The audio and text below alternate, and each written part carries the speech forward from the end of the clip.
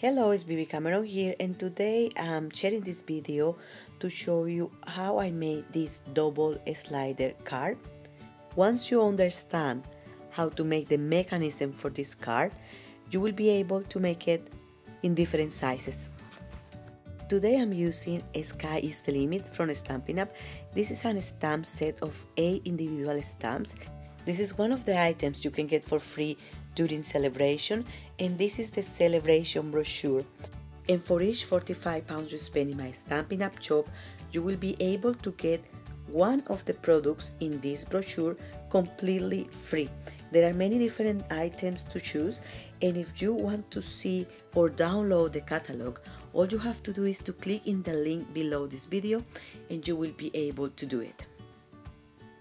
I also want to say something here is that the images in the catalog are the same size that your stamped images.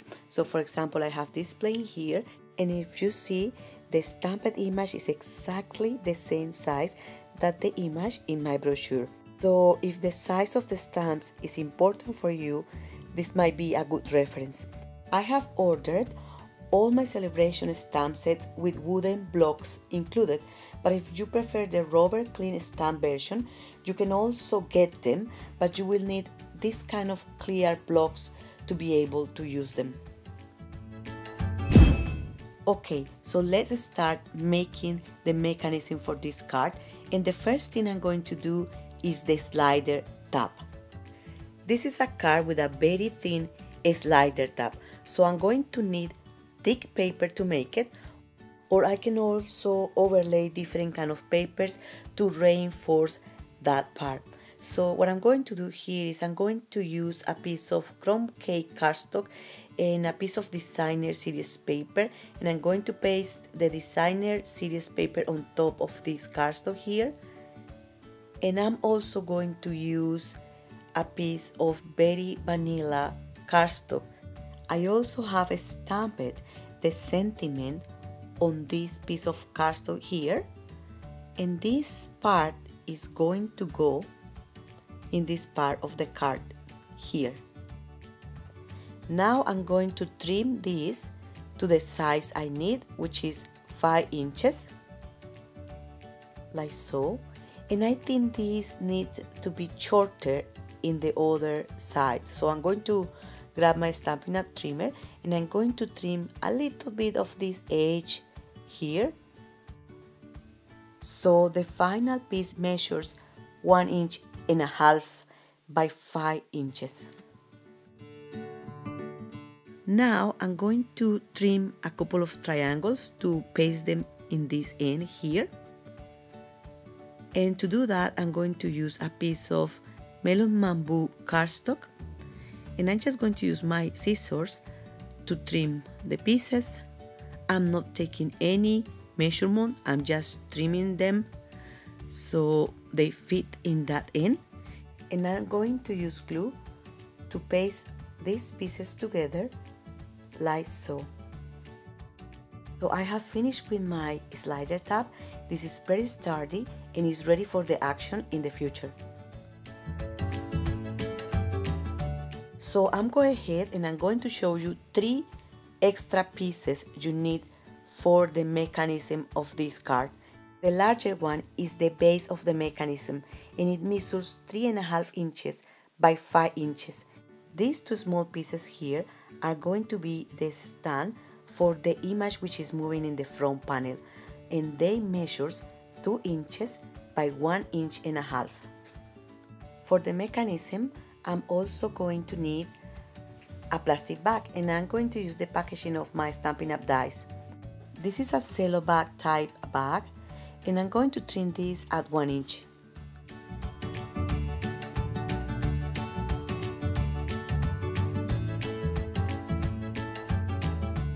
And now I'm going to trim one of the ends of this plastic bag here to get a long strip of plastic, and I'm going to paste double-sided tape in one of the ends, like so.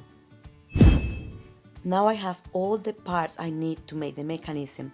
The slider tab length is the same size of the mechanism base width. Now I need to make some work with this part here. So what I have done here is trace a line in the center of this piece, and from there I have measured ½ inch at both sides, like so. So I have ½ inch here and ½ inch there, and I'm going to use these marks to trim or to punch out the paper in that area using my 1 inch square punch. You can also use scissors. So that's all I have to do here, and then I do the same in the other side.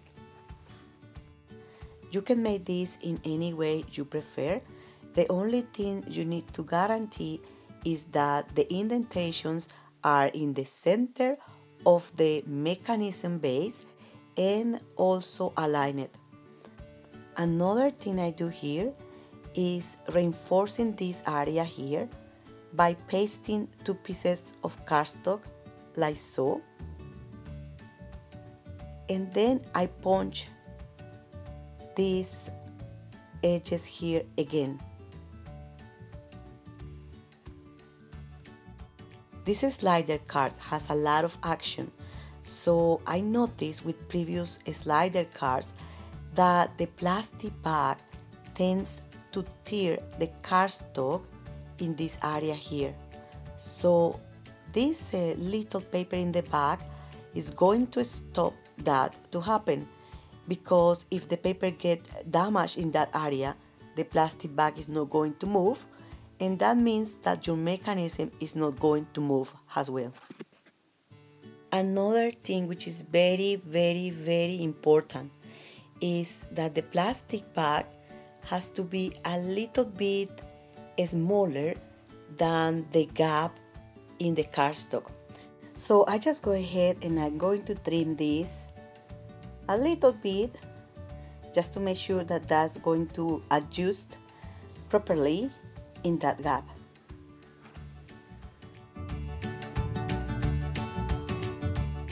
And then I remove the backing of the double-sided tape and I paste this. I don't want this to be too loose and I don't want this to be too tight. So you have to try here and see if this is moving, and it's moving freely and with no problem. So then is when you are okay. And I'm going to leave this bit with the double-sided tape here in the corner because it can stop the bag to move around smoothly. Now I'm going to paste the slider tab, and to do that I'm going to use double-sided tape like so.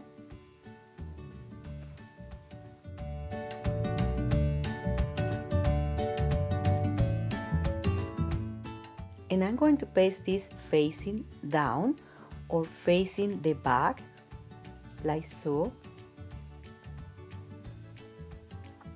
So when I pull the tab, I can see the image or the sentiment I have stamped there. You can also trim these edges here just a little bit so you guarantee that the bag is going to stay in place, okay? And now I'm trying to move this and it's not moving, so I know what I did. I made a mistake, so learn from my mistakes. I paste the double-sided tape all around here, and the slider tab is wider than the plastic bag, so that tape is in contact with the cardstock. So to give a solution, a quick solution, I'm just going to paste a little bit of paper, so the sticky tape is going to paste on that paper and my slider tab is going to move. So it's very important to keep the slider tab completely free of any sticky surface, and that's how this is going to move, just like this.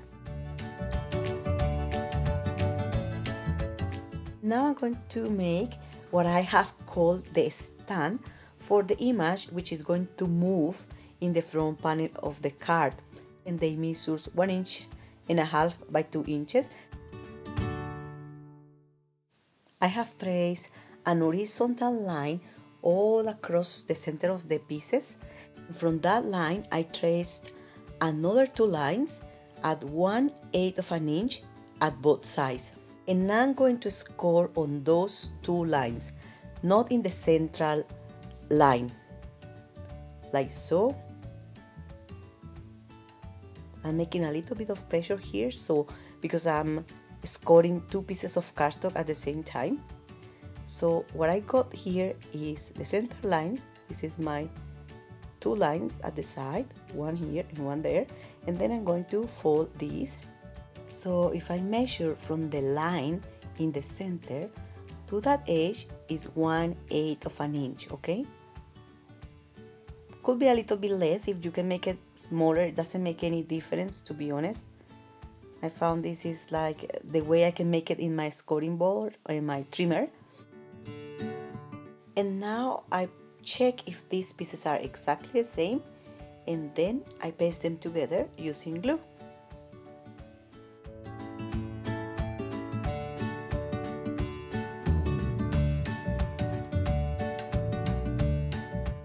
I allow this to dry, and when the glue is dry, I just get this, okay?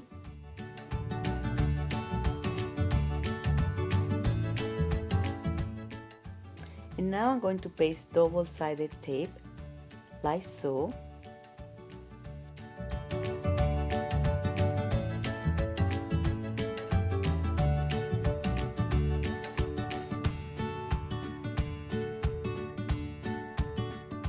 And now I'm going to trim a little bit here and here. Then I get something like this.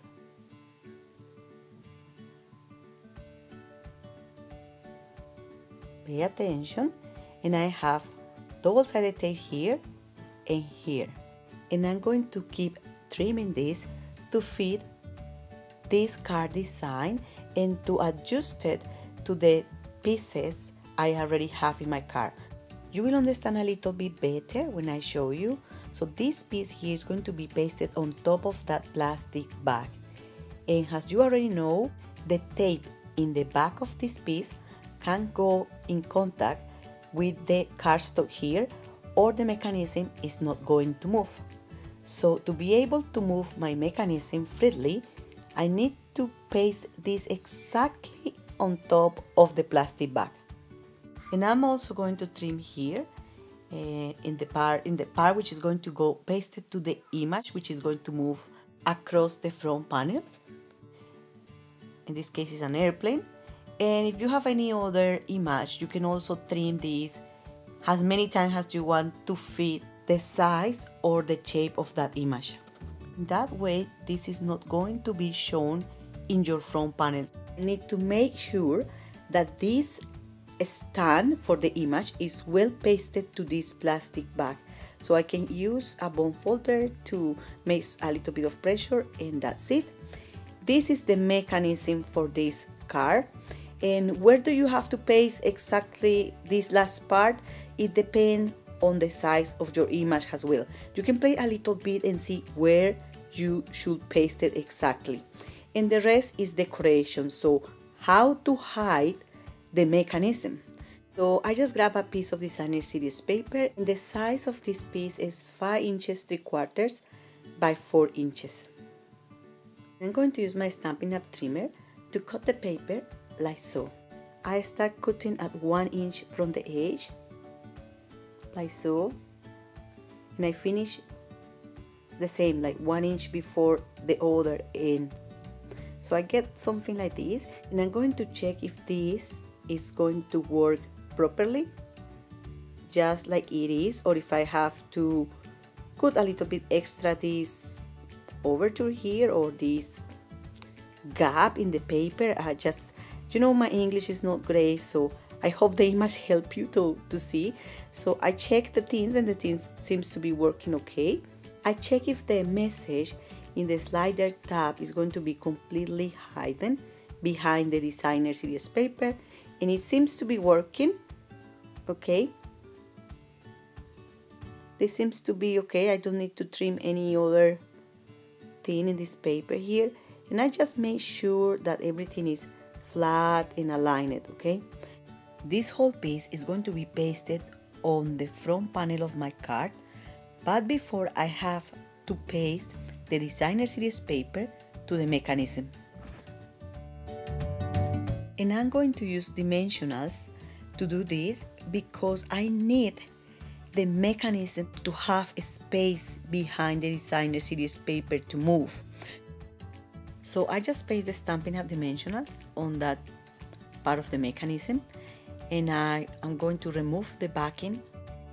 And this part can be a little bit tricky because the Stampin' Up! Dimensionals are very sticky, and you have to place this paper carefully so your designer series paper is not going to get pasted on those dimensionals before it is in the correct position.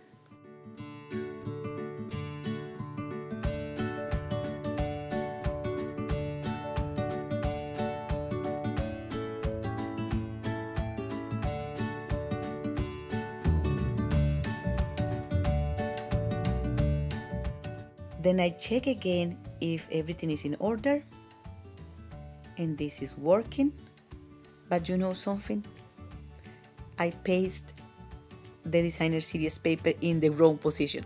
So while I was talking, I just made a mistake, and I was paying more attention if the camera was recording, because sometimes my camera stops and I have to repeat the whole thing. So I have to fix this, and I will show you how I do this.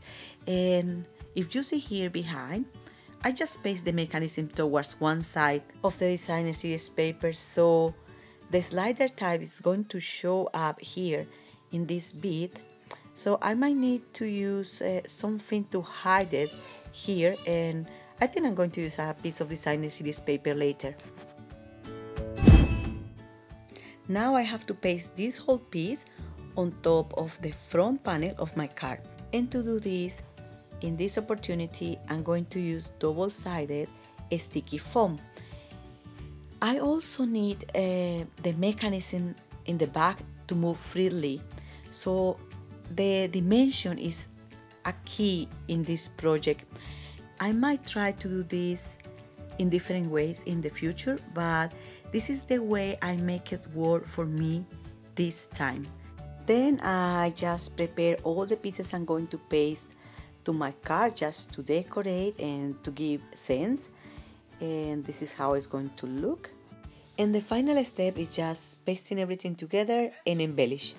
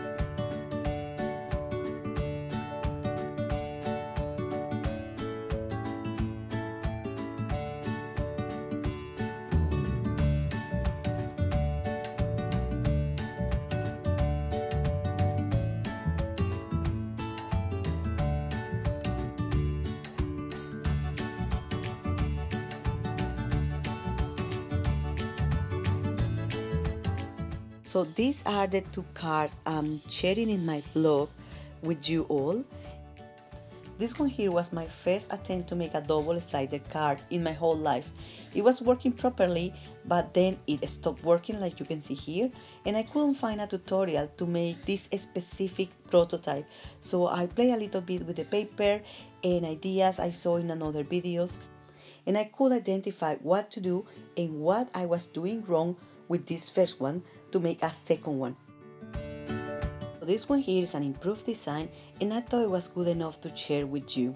So I hope you enjoyed this video and that you can find here ideas to make your own double slider card. Thank you very much for watching and happy crafting. Please click in the link below the video to see more details about this project, more ideas and inspiration, or to order Stampin' Up! Products anytime. Thank you very much for watching and happy crafting. Bye!